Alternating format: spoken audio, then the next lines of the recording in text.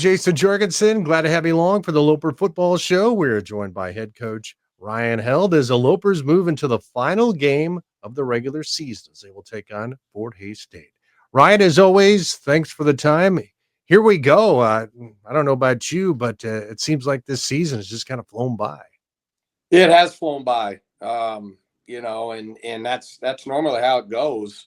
And there's been a lot of hard work. We appreciate everything you and your staff have done for us and the great coverage. And we're down here now till to the last week. Big game against Fort Hays.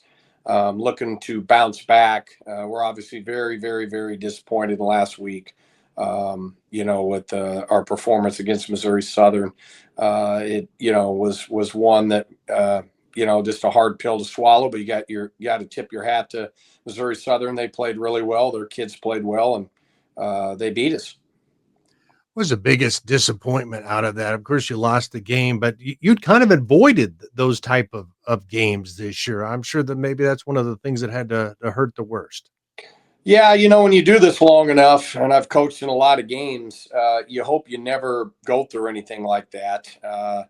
When you look at, the games that I've been a head coach, in a game that when you look at the record perspective, we just haven't lost those games, But in this conference, it doesn't matter what the record is. That's how good it is. That's what makes it fun. We really try to emphasize to our guys that they had an off week. They were going to regroup. It was their senior day, and they were going to come out with renewed enthusiasm. We got off to a good start, and then we just, really, it comes down to, about 3 or 4 plays. We turned it over in the red zone twice again, which was, very, we were moving the ball really, really well. And those are they're hard to overcome. I don't care who you're playing. And then we obviously gave up a punt return for a touchdown when we thought he fair caught it, and we kind of blew right past him. And, you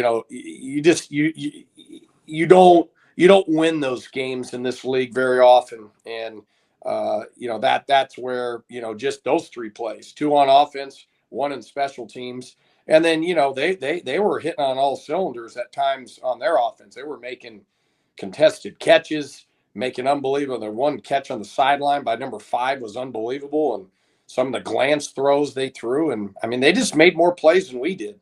And they deserved to win, and we did.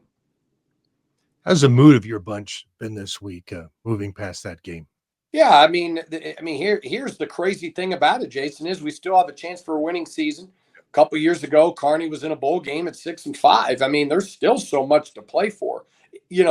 After the game, it can not probably feel that way because how disappointed you are. But, in this profession, you are going to have disappointments, whether you lose a heartbreaker or whether you just don't play very well.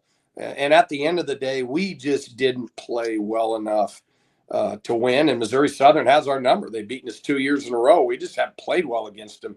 And obviously we got to try to get that fixed. How about this week? Fort Hays State comes to town. They've had a nice year. This is a good football team that's coming into Kearney on Saturday. Really good football team. They got the statistically best defense in the league, giving up around 16 points a game. They play hard. They really tackle well. But where they're going to be. They just are hard to move the ball. They just keep everything in front, tackle well.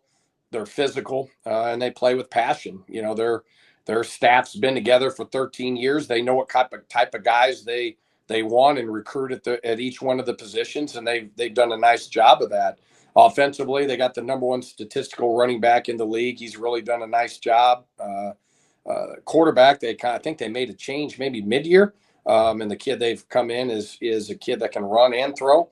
So he's done a really nice job for them down the stretch here. And, they've scored some good points, and special teams are solid. So they're just a good football team. I mean, they are. Fort Hays historically is always been a very competitive, good team.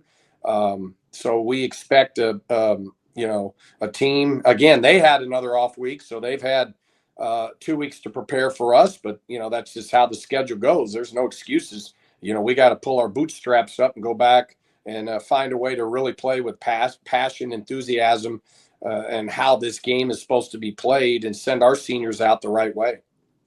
About that senior class, some of these guys were here when you got here. Others came in. I would think you have to like the efforts they put forward, and especially this year, moving this program down the road.